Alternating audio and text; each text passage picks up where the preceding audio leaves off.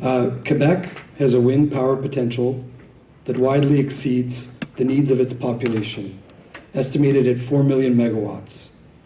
The consumers of neighboring markets are increasingly requesting to consume green electricity. The governments of these states are setting for much more ambitious targets. What will be the size of this market? How will producers and communities of Quebec be able to respond to this change effectively? And what are the expected timelines? Alors, avant de commencer, je vais juste présenter l'équipe ici. Fait, comme j'ai mentionné, mon nom est William Shemie, je travaille pour Pattern Energy. Pattern est un promoteur de projets éoliens basé aux États-Unis, mais on a plusieurs projets en Ontario et on travaille actuellement sur un projet ici au Québec, notre premier projet au Québec, le projet Mont-Sainte-Marguerite, qui est en cours de construction à 1 heure d'ici, au sud, dans les municipalités de Saint-Sylvestre, Saint-Séverin et Sacré-Cœur de Jésus. Fait que Pattern Energy, on a 18 projets éoliens en opération à travers les États-Unis, au Canada, au Chili, puis on est en cours de construction de projets au Japon actuellement. Mon background, c'est en fait au Québec. Avant d'être chez Pattern, j'étais chez Kruger Energy entre 2010 et 2015.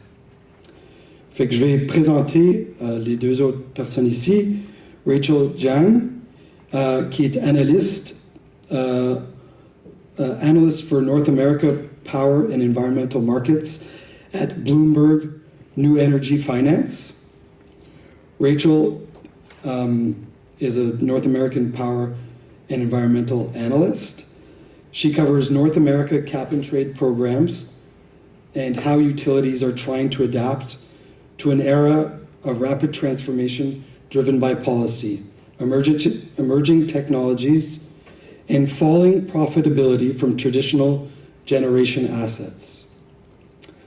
Before joining BNEF, Rachel worked on energy access and green growth as an analyst at the World Bank, and also assisted with vehicle emission standards research at Resources for the Future. Rachel has a BA in economics with honors from Harvard. And our other panelist is Philippe Martin Duguay. Philippe est vice-président chez Amberic.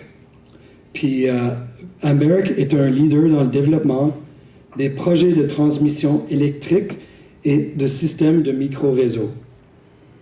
Ayant établi son bureau à Montréal, Philippe gère le développement d'un portfolio pan-canadien de projets de transmission pour Amberic.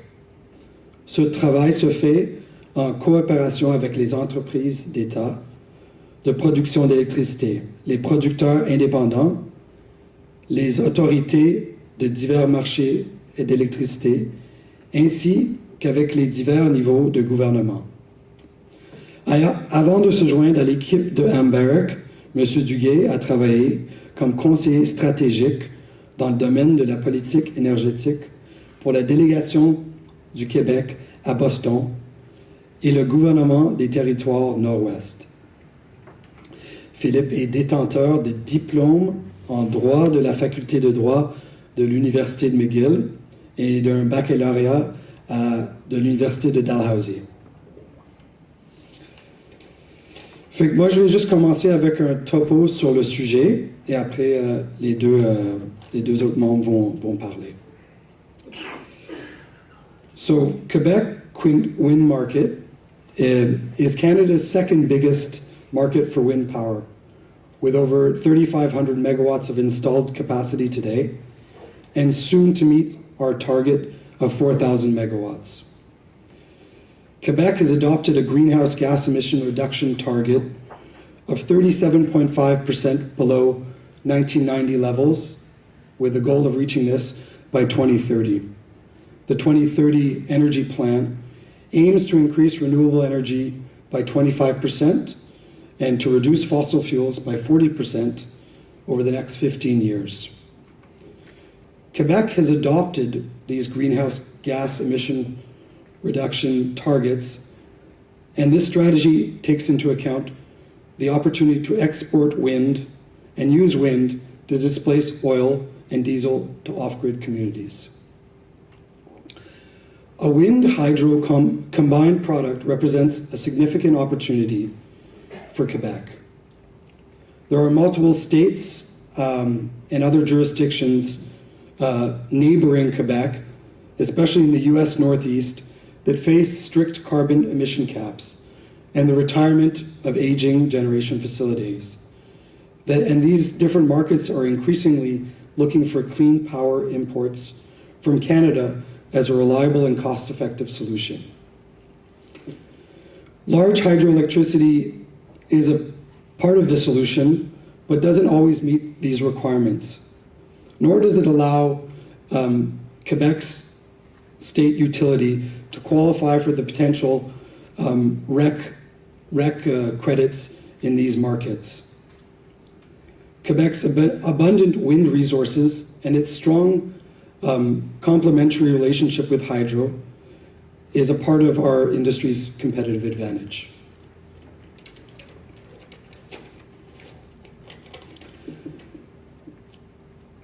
Over half of Hydro-Quebec's exports are to the New England states, and another quarter are to the state of New York.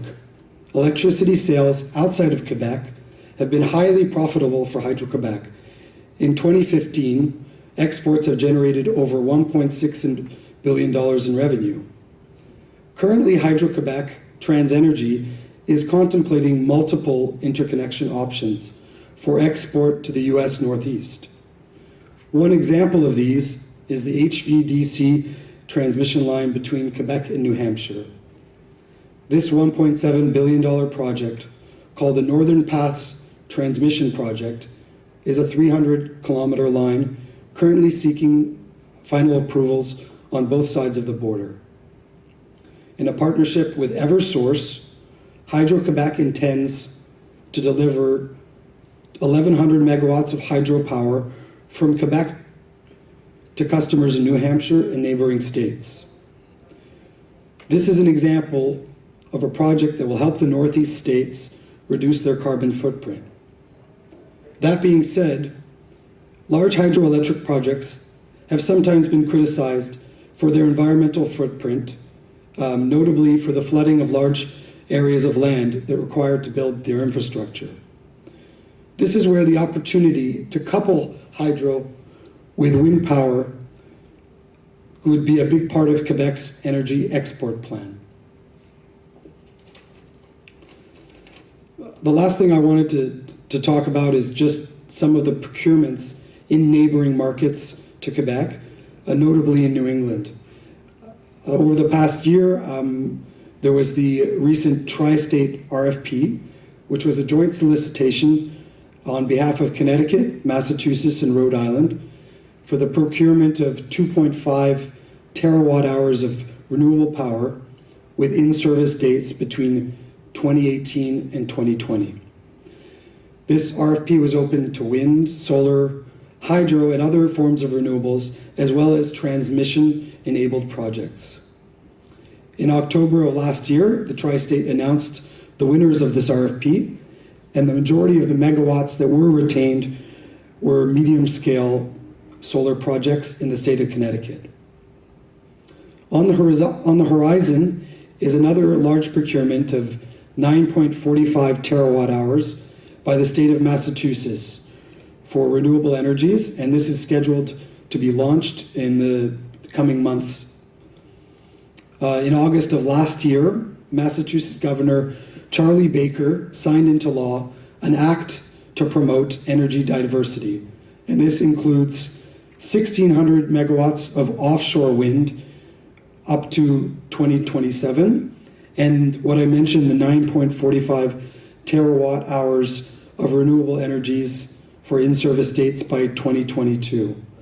These 9.45 terawatt hours include Class 1 RECs, which are wind, solar, and certain other renewables from adjacent states and provinces, hydroelectricity, including Canadian hydroelectricity, and storage. Of note of this act is the allowance for hydroelectricity to participate in the 9.45 terawatt-hour procurement in Massachusetts, despite it not being a Class 1 REC. Hydroelectricity was included in the RFP with the expectation that it will provide certainty of supply in winter peaking months, where the constrained regional gas supply has resulted in electricity prices spiking over $150 per megawatt hour.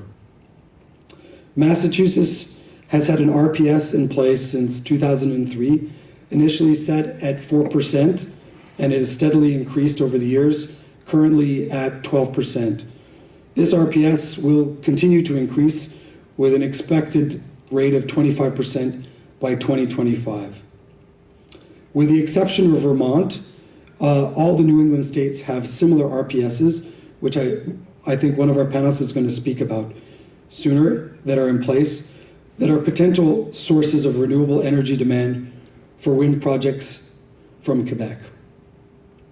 So that's just an overview of our subjects, and I'll ask our first speaker to come up. Je m'appelle Philippe Martin Duguay, mais j'ai grandi aux États-Unis. Alors mon français c'est pas très bien, mais je peux dire quelque chose en français tout de suite. Je veux remercier les organisateurs de la conférence et pour cette invitation. Et, comme j'ai grandi aux États-Unis, c'est toujours un plaisir je vis au Québec maintenant, alors c'est vraiment un plaisir d'être avec mon peuple, the people, les habitants. Comme on est au Québec, I have some hockey references in my speech. And si vous avez des questions, vous pouvez les poser en français à la fin. Je vais beau essayer à répondre tout en français. Ma mère sera très contente.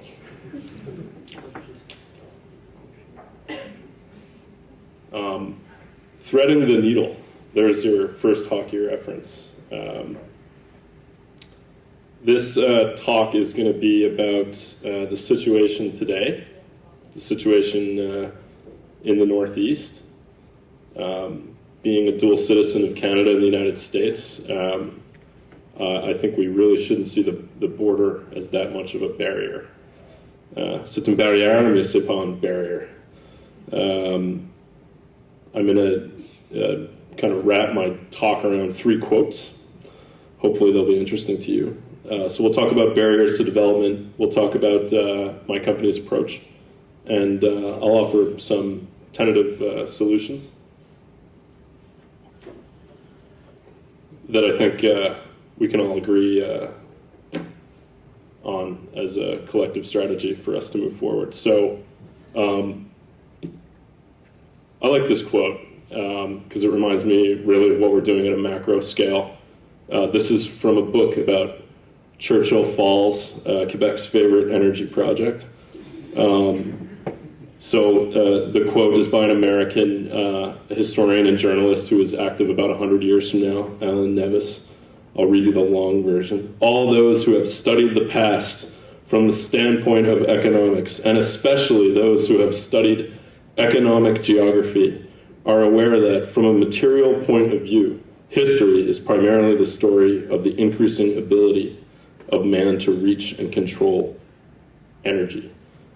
So I contend that we need to keep our industry and our actions in perspective, both historically and technologically. As such, there's that border which looks pretty seamless from space. We all know in reality it's not that seamless. This being said, my company at Barrick is, failing any major perturbances in federal policy in the US or Canada, we're going to pretend that this landmass here, the border there, is not stopping water from flowing, it's not stopping the sun from shining, and it's not stopping the wind from blowing. That's kind of a cheeky comment, but in reality, the grids are interconnected at many points. I know Quebec itself has 17 interconnections, several with the U.S. That's true across the entire Canadian-American border.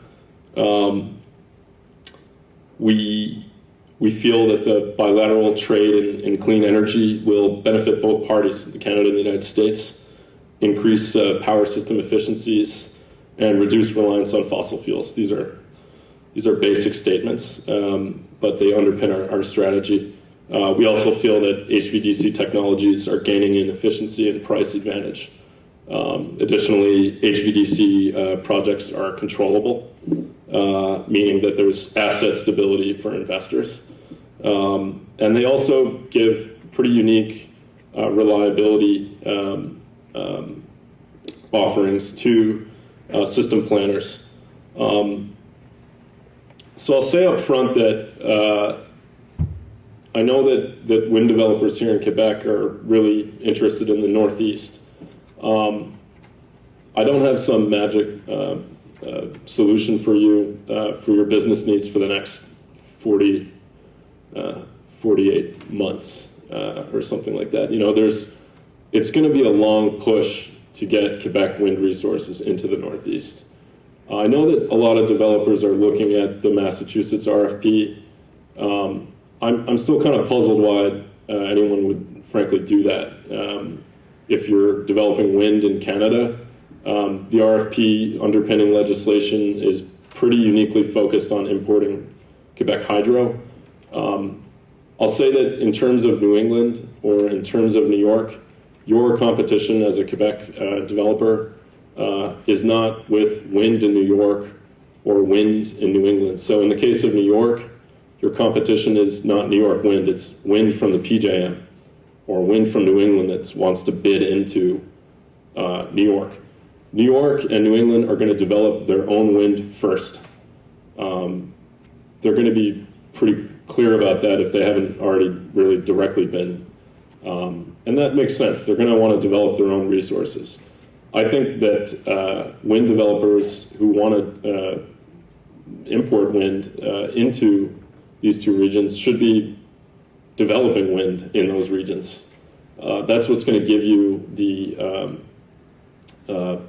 you could say, foothold in that jurisdiction from which you can then start to talk about importing wind from Canada or other jurisdictions when there is a compelling business case. This being said, of those two markets, New York really has made some very bold proclamations around its 50 by 30 policy. In order to attain their objectives, they need to bring something like, I think it's 47,000 gigawatt hours of renewable energy capacity online by 2030. It's 2017, in case you haven't noticed. That's right around the corner. When I was watching the speech at lunch from the German consular official, I was really shocked at the magnitude of those numbers and thinking about how in 2050, unless something really miraculous happens, I'm still going to be in the workforce working on these issues. And I just think that we really need to create our own momentum politically. And I'll talk a little more about that later. But I have some copies here of a paper that my boss, Ed Krapels, wrote, Dr. Ed Krapels. Ed is an economist trained at Johns Hopkins and still does a lot of journal articles. So there's a bunch of copies on the table there. But this is a paper that kind of highlights a strategy. And frankly, I can critique his strategy because it doesn't really say a lot about wind from Quebec in it. It talks mostly about Canadian hydro, but I think wind could play a huge part in his own vision. And this was written before he hired me, so. I'll sum it up for those of you who aren't big readers. There's a great paragraph here. In short, the 50 by 30 goal can be pursued not by reliance on any one project, but by development of a profusion of large-scale programs that create a vibrant regional market that simultaneously protects the environment while creating tremendous opportunities for growth and innovation. And as developers of HVDC transmission, we want one of those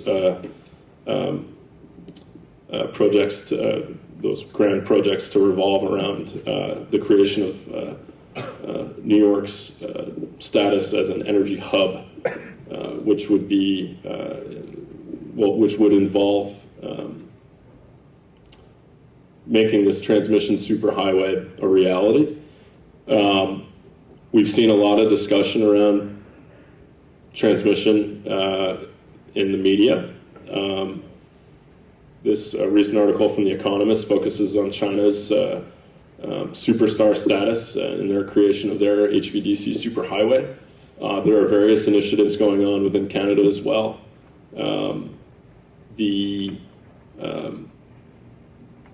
I know IREC is involved in that research here in Quebec. There are other institutes and crown corporations across the country that are very interested in that idea. I wonder if these two guys are very interested in that idea because some pretty interesting language in the statement that came out on Monday, the joint statement between Prime Minister Trudeau and President Trump. U.S.-Canada energy and environmental cooperation are inextricably linked, and we commit to further improving our ties in those areas.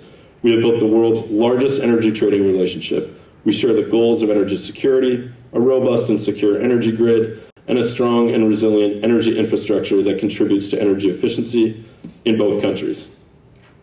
I think your industry has been a real leader in this. This Pan-Canadian wind integration study that was recently released is a great document. It's a great step in the right direction. It's very helpful, frankly, to transmission developers like us. I think that governments also rely very heavily on independent third-party analysis from research institutes, national laboratories, and universities. So really the next logical step is to marry this industry study with some other research.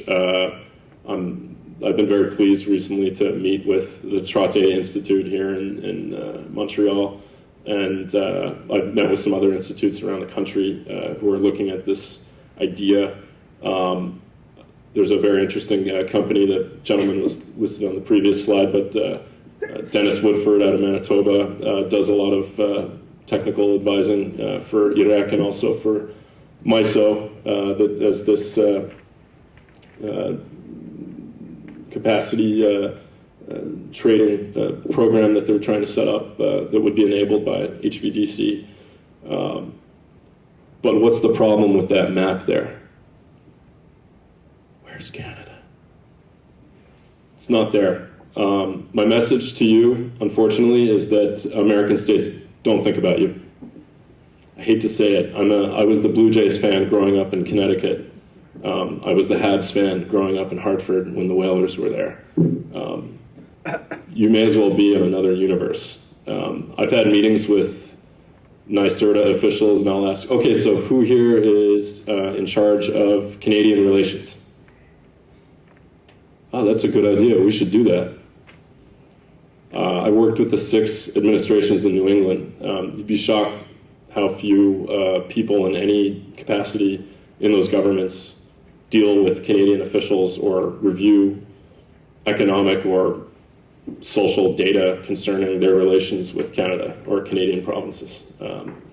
So I plant that seed. It's a little pessimistic, but I'll bring some sunshine at the end of this talk.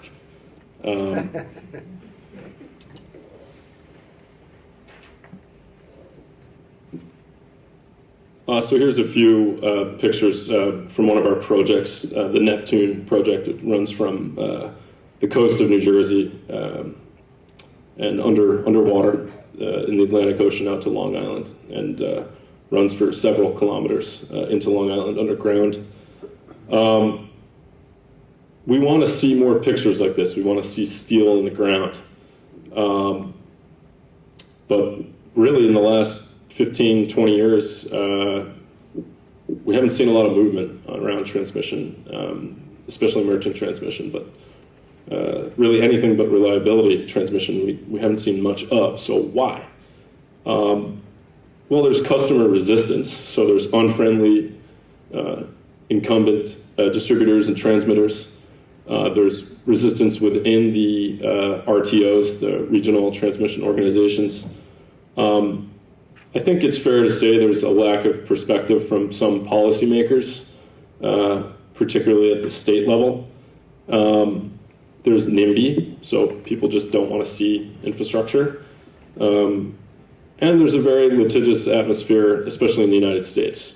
So projects can be sued into the poorhouse, and they're not able to advance meeting their milestones and timetables. I think there's also some marketing miscommunication that we can work on together. I think there's a misperception of the existing marketing and advances that have been made. And to some degree, our competitors, particularly fossil fuel generators in the US, misrepresent who we are and what we do here in Canada.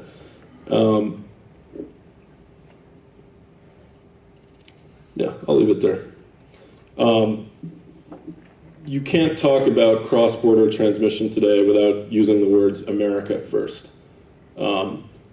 Those words are going to have a palpable effect on the Northeast energy markets for some time to come.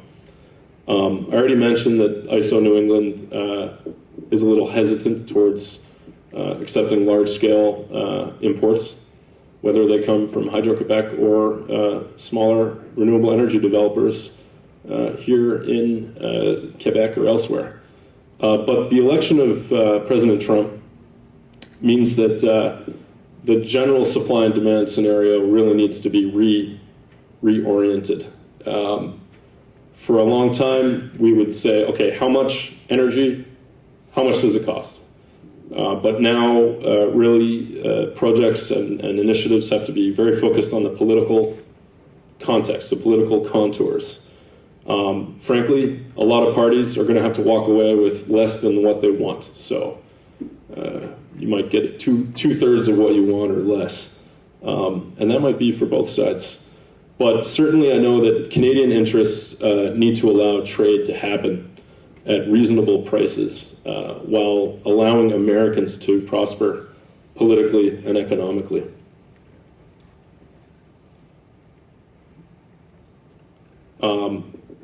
If you haven't read this book, read it. It's written by a social anthropologist at McGill University named Gretchen Bakke. It was on Bill Gates' reading list for Christmas this year. It's a very unique look at the history of electricity. And it's a 200-page read, and you will actually laugh while reading it. It's funny. As a social anthropologist, you actually learned the twisted little language that we all speak at these energy conferences, including acronyms. And she's a lot of fun. I really hope, actually, we get her to this conference in the future. And I love her statement here. Infrastructure should fade into invisibility. It should be made to disappear from sight and equally to disappear from consciousness. It should be quiet, task-specific, and unobtrusive. We shouldn't notice it. We shouldn't think about it. We shouldn't seek it. So that's kind of a defining approach of our firm. And Barak loves water. We love to go underwater. We love to be invisible. Our projects, such as the Poseidon project that we're currently in a review process of that project in Long Island, and frankly very advanced in that process. We build that project as a wind energy project, not as a transmission project. Our partner is Invenergy, They've committed 700 megawatts for a 500 megawatt line, so we do have a curtailment schedule. If they happen to have all their 700 megawatts spinning at one time, we divert the energy elsewhere. But locals love that. Wow, we got 700 megawatts of wind delivered to our island. It lands on a 3.5 acre site. The cable's this big. It's underwater. It's underground. So that's something that we're lucky to do in the HVDC space.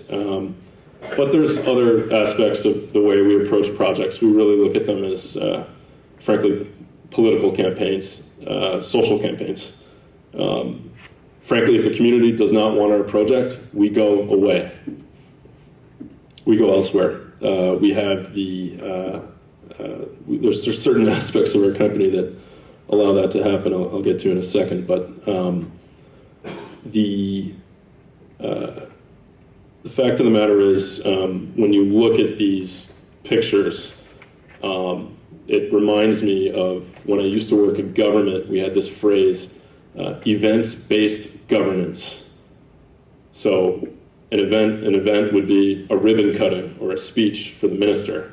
So let's say you want to build a wind farm, okay, or you want to build a transmission line that will enable a bunch of wind farms in Quebec. Who's at the ceremony? Okay, so let's say it's New York. It's going to be Governor Cuomo, Premier Couillard. It's maybe Donald Trump and the Prime Minister will be there. Okay, that's the moment in time. That's the event. Now, how do we govern to get there?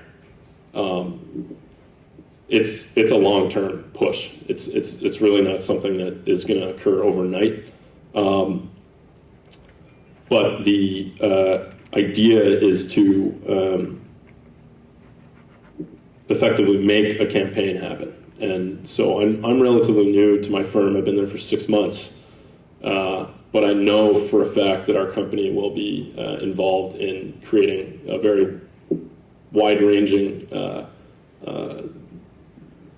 let's say, a campaign where we will be lobbying in state capitals and in the federal capitals in these two countries. It's going to have to be a pretty big tent, and it's going to have to be a big focus. If you're uniquely focused on Quebec and New York, especially given the fact that a lot of the energy flows are going to run north-south in this region, you're going to meet a lot of opposition. If the campaign is wider ranging, if the campaign is looking at this entire border and energy flows that are bidirectional in nature, and believe me, there's some regions in Canada that are really going to need power imports from the U.S. in the not-so-distant future, then I think we're going to have more success in lobbying, frankly. Because in the end, the barriers are more political and social than they are technical in nature. So our company, we're looking to thread the needle. We do that through some geographic luck and technical analysis. But as I said, there's a lot of work that can be done on the periphery of that in state capitals, particularly in the case of Quebec, Albany. Now, one thing that's unique about our firm is, and I was really hoping to make an announcement about this today, but we're still hammering out the press release and some other details. But we are about to announce a large financial partnership with a Canadian pension fund.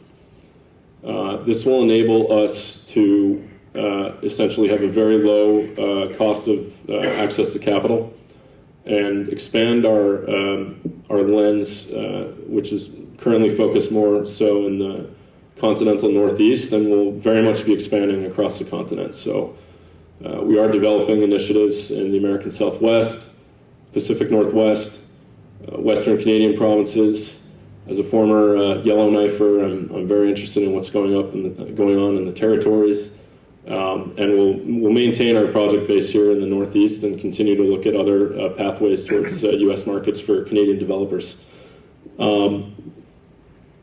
Yeah, and just to sum up, I was on the train this morning, and I was pondering the movement of Claude Julien from Boston to Montreal. As I told you, I grew up in Hartford, and my mom, because of my mom, I'm a Montreal fan, and I hate the Bruins so much. I will admit, and I'm not even a big sports fan, but that jersey just drives me nuts. But here's Mr. Julien. He's coming up to Montreal. So I started thinking, how many players in Boston history were actually from Canada? And I went on Wikipedia, and there's little flags next to every player who ever played for the Bruins. And I'd say like 70-75% of players who ever played for the Bruins are from Canada. And I started thinking about you folks. And I think that one of the most important things you can do is what I referenced earlier. An electron is an electron. You should put Bruins jerseys on your electrons. Okay, that sounds kind of silly, but the idea that firms that are already, in some of your cases, multinationals, or some of your cases, small developers, the idea that you would also develop projects in the markets that you wish to penetrate with imports, that's pretty important. Because when those markets are, the faster those markets are eventually saturated with local supplies, the faster that we can actually start discussing large-scale imports. New York is not going to back away from its commitment, but New York needs to basically perform its duty as an economic developer of its resources. This being said, in New York alone, I mean, there's something like 13,000 megawatts of new capacity that's needed in the next 13 years. Anyone who goes on the ISO queue will see there's about 3,500 megawatts of wind in the queue in New York right now. The numbers just really don't add up long-term in New York. They're going to have to turn towards Quebec eventually. And it's going to be great if you already have an active voice in their assemblée because of a lobbying campaign that we can talk about and build together. And B, you're already working on the ground in that state, and they know who you are. They know your company. Everyone in this room is going to bring something to the table for that. But if we get too focused on any one project, and you'll notice that until now I did not use the word Northern Pass once in my speech, but if we get too focused on any one project, we're really going to lose sight of the customer. And I believe that very much. So words to live by from Monsieur Bourassa. Canada and the United States are already connected in so many ways, historically, culturally, ideologically, and economically. Of course, our two nations are also different, but not so much that we cannot arrive at an amicable and profitable accord that will be of mutual benefit. Alors, merci beaucoup, et bonne conférence tout le monde. As William mentioned earlier, my name is Rachel. I'm an analyst with Bloomberg New Energy Finance, based in New York. And today I'll just try to address two issues that may be relevant for Quebec resources looking to potentially enter the New York or New England markets, either as exports or, as Philippe mentioned earlier, developers of resources within those regions locally. So the first question is there actually demand for additional renewable resources in these adjacent regions of New York and New England? To try to answer that question, I'll look at the RPS standards that William mentioned earlier across the states, and I'll also touch briefly upon the RFPs, which were mentioned earlier as well, and the emission targets at the state level, and how they're influencing motivation to drive new renewable build. And second, I'll take a look at whether there is an economic advantage for Quebec sources that may be trying to export directly from Quebec into New York and New England. So politics aside, can Quebec resources compete just purely on an economic dollar per megawatt hour basis with native resources to New England and New York? So let's start with the question of, is there demand? And let's start with New England, which is undergoing less change than New York at the moment in terms of its RPS program. So as a quick background for those who aren't as familiar, RPS is state-level targets set by state governments that require a certain percentage of the generation mix to come from qualified renewable sources by a certain year. And in New England, which I've referred to as NEPOOL, so the New England Power Pool here, there are states ranging from Massachusetts to Rhode Island that each have their own individual targets. If we aggregate all these together in the Class 1 bucket, which is the bucket that's relevant for wind resources and also for new build, we see that this leads to an aggregate demand for renewable generation of about 13 terawatt-hours in 2020, rising up to about 20 in 2030. So decent and rising, but still a relatively limited market. And the main driver here will be Massachusetts, which is the biggest component of the overall demand picture. This is Bloomberg's forecast for the power mix in NEPOOL, going out from historical data out to 2030. And as you can see, we do expect significant wind and solar build to take off in this region, and that mostly actually happens on the back of these renewable standards that I've discussed. And the most important technologies domestically that are fighting for these state targets are wind, which is the greatest resource there.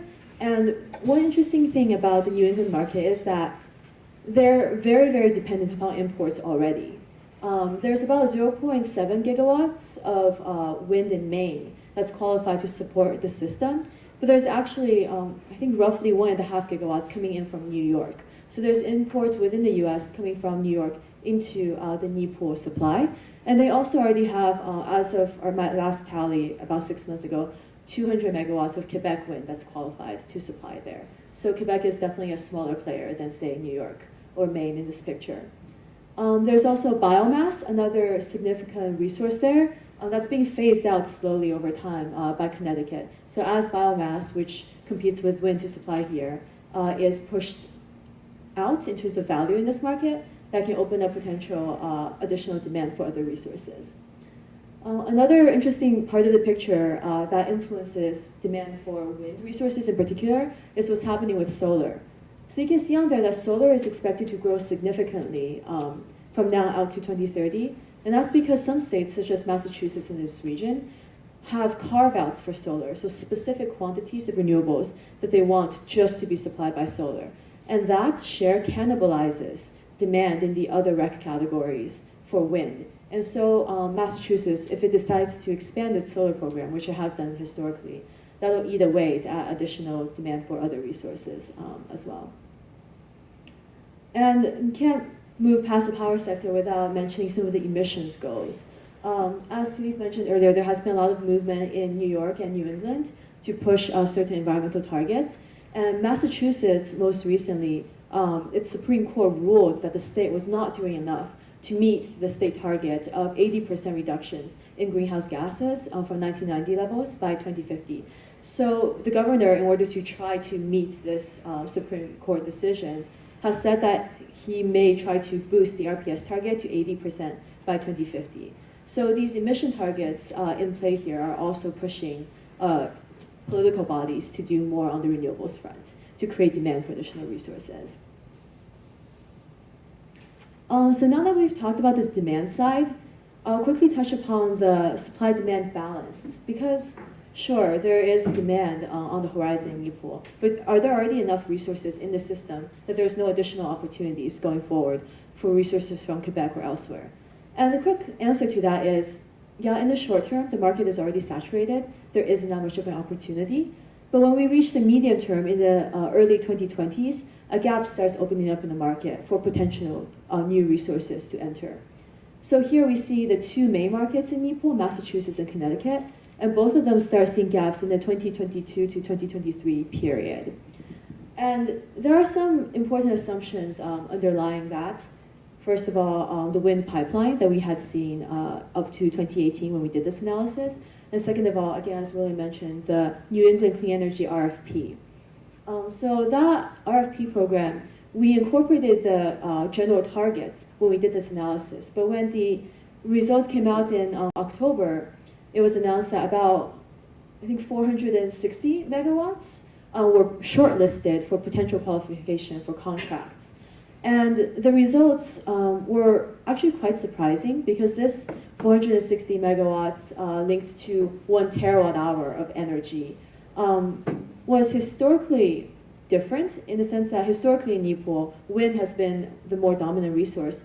But this time around, solar actually won out. Solar, I believe, was shortlisted for 65% of the capacity that cleared this first hurdle in the RFP. And part of that was because a lot of the wind resources bidding in required additional transmission, whereas the solar resources were more southern Connecticut and other parts of New England that's closer to the load centers. So that's another potential issue that may play into any wind resources in Quebec or in rural parts of New York and New England. Their distance and the requirement for further transmission build can be a disadvantage. Another main issue affecting the New England market is actually its interaction with New York. So here we did several scenario analyses, but the most important part is just these two, Massachusetts. The majority of the difference in the shortage there is made up by the fact that in the scenario on the right, scenario 1, we're assuming that New York is still exporting plenty of wind. As I mentioned earlier, there was about 1.5 gigs feeding to the Nipur system. Whereas in scenario 2, we're assuming that New York is no longer exporting wind into Nipur. And that's because New York is developing its own renewable portfolio standard that has a higher goal, and it's trying very hard to keep more of its wind resources domestic instead of leaving to neighboring regions. So if that happens to a full extent, we can see a difference of about, I think, 4 years in where the shortage comes up, because currently about 35% of Massachusetts REC supply comes from New York wind. So it is a very, very significant pool. Supply-demand balance aside, I would just want to take a quick look at what type of value the Nipur REC market can provide for developers of wind resources in Quebec or Quebec entities that are trying to develop wind domestically within Nipur. So as you can see, within the past year, there was a drop-off in REC prices in the main markets of Massachusetts and Connecticut. Whereas in 2015, the prices were around $50 per megawatt hour, they fell by half to about $25 when this data was taken at the end of January. And that's because of the oversupply that players in Nipur suddenly saw coming on the horizon with the arrival of the New England RFPs. So that drove down prices significantly in April when the RFP was put on the table, and then again in October when the preliminary shortlist results came out. So that is bad news for developers that are trying to accrue extra value by selling into the system. However, as the shortages come into the market near the start of the 2020s, we do expect to see prices rising towards what I labeled as the ACP level here. That's the penalty that utilities have to pay to the government if they fail to have enough RECs. And so that kind of serves as a cap on the Nipur REC price system. So even though prices are low now, we do expect them to rise as supply-demand plays out and shortages appear in the market. And then after that, we expect prices to reach the break-even level. So the break-even level is what we expect REC prices to need to be to fill the gap between wholesale power prices and the cost of building wind. That is the price that's needed for RECs to make wind projects economically competitive in the wholesale market.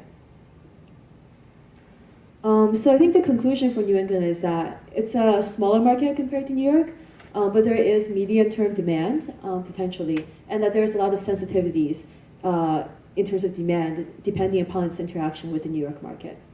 Now let's take a quick look at the new kid on the block, which is the New York 50% by 2030 clean energy standard. So New York has raised its target recently for renewables and also changed the structure quite a bit as well. The New York government estimates that by raising their renewable target to 50% by 2030, there will be an incremental demand, so additional demand, for 29 terawatt hours per year of renewable energy. And that's based upon beginning of 2015 numbers, which is the cutoff and transition between the two programs. So 29 terawatt hours per year by 2030 is quite a significant amount for new generation to fill. And in addition to that RPS-driven picture, there's also the emissions picture in New York. New York, like some New England states, have state-level requirements for emissions, And they also share in the RGGI cap and trade program, which tries to cap power sector-wide emissions. And New York's goal for emissions is to go 40% below 1990 levels by the year 2030. Now, that goal may become more difficult to achieve now that Indian Point, a 2 gigawatt, a very large nuclear facility, is going offline in April 2020 for the first unit and April 2021 for the second unit. So once that 2 gigawatts of emission-free electricity goes offline, what's going to replace it? If it's purely replaced by natural gas generation, that'll add over 7 million short tons of emissions, which is 19% of New York's power sector emissions estimated for 2020, or 13% of the cap and trade program's 2020 cap. So a significant shift in the power sector emission balance. To help out, though, we do have the Champlain Hudson Power Express, which is a transmission line running down from Canada into New York, delivering, I believe, in Long Island, so close to the load center of New York City. Queens. Okay, yeah, into Queens. So that is a 1 gigawatt line that will bring clean energy, so that can potentially help meet some of the emissions gap that's opened up by the Indian Point retirement, but not completely. So first of all, the transmission line is only 1 gigawatt, whereas the nuclear facility is 2 gigawatts. And second of all, historically, these lines have run at a capacity of about 66%, I believe, Canada into the US, whereas the Indian Point nuclear unit, if we take it at the EIA, like national average for nuclear units, we're at a 92% capacity factor. So there's quite a bit of room still left to fill once Indian Point retires. And just to give some quick background for those who aren't familiar on how the New York RPS program works, if you're interested in exporting there or potentially building a project within New York. The new Clean Energy Standard has one major tier that's relevant to the discussion here, and it's called Tier 1 resources. So that's for new wind, solar, and other technologies built from 2015 onwards. And unlike before, this actually includes large hydro. So either new large hydro or uprates. So that's different from the past, the inclusion of this resource.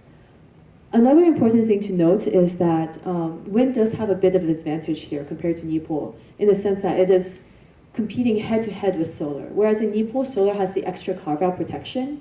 In New York, it does not. Wind and solar, at least under the current draft of the program, are competing head-to-head, which means that on an economic basis, wind is going to win out and take off more of the pool in New York. So this graph on the left-hand side takes a quick look at the types of contract prices that developers selling into the New York RPS has been able to get in the past. So as you can see, developers like wind assets have been able to fetch ranging between $20 to $35 per megawatt hour for RECs in the system.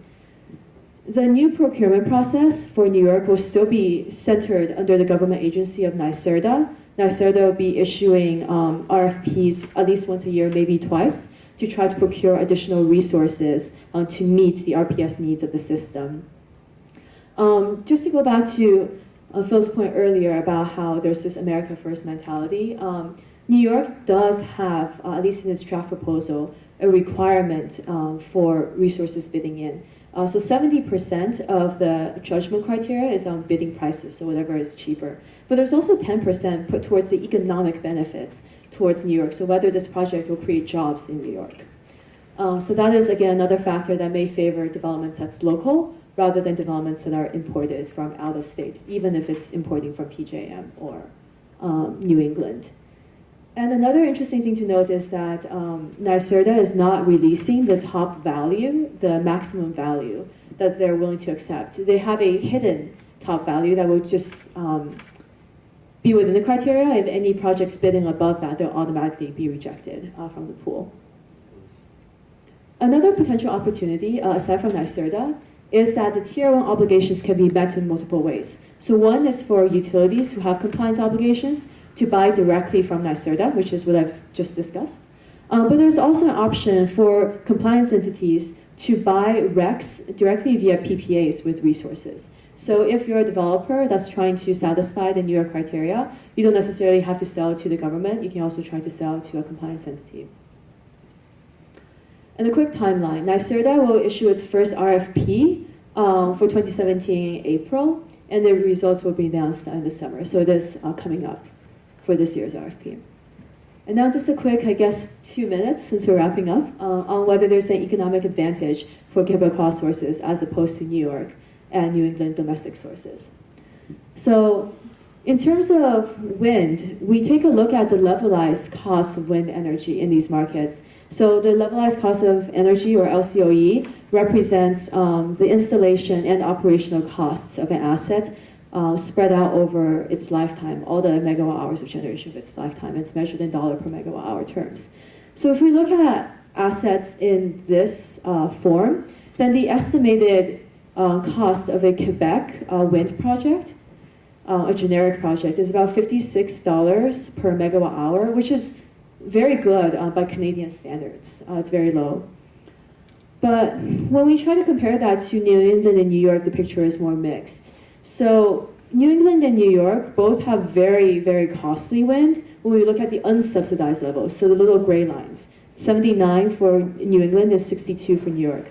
But once we take into account the federal government subsidies for US government subsidies for these projects, which are the production tax credits and accelerated depreciation, this brings down the LCOE of US domestic projects significantly to 59 in New England, which is still higher than Quebec's, but more competitive, versus in New York, 44. That $44 is significantly lower than Quebec's cost once subsidized. So that poses problems because New York may have larger demand for renewable resources upcoming, but they also have very competitive, economically competitive domestic resources, which can put up a fight against Quebecois resources. I'll skip this for the interest of time. This is just a quick look at historical power purchase agreement, PPA, prices in regions across the US. So this graph is for wind projects in every region that we have data for in the US. And you can see that generally there has been a downward trend. Contract prices are falling as wind improves its economics across the board. But in New York, which is this line of purple bubbles on the bottom, prices have been relatively steady at about, I think, just over about $30. And in New England, which is harder to see because it's this light green, prices have actually been very scattered from $19 up to $126 per megawatt hour. And they're, unlike the rest of the country in New York and New England, we've seen less of that consistent decline in prices. And this is more recent data that we, as BNEF, collected through interviews with US domestic developers about the PPAs and offtake agreements they're signing on their projects. So this gives you a more recent view about what types of prices you can secure when you're trying to sell into these markets. Again, we see that New York has extremely cheap wind PPAs in the range of, I believe, $25 to $28 per megawatt hour. And everything falls within a very narrow band. In New England, on the other hand, which is the last bar, we see not only higher average PPA prices, but a huge range from just over 40 to almost 100 in 2016. And that's, again, because of lower capacity factors, siting constraints, and just a long and arduous process of getting a project developed in that region. So again, the message here, I think, is that New York may have more of a demand for projects, but if Quebec projects were not to site themselves within New York proper, but to try to export into New York, they may face some challenges on an economic level. And New England, though it is a smaller market, has higher prices that may allow Quebec resources to compete more on an economic basis.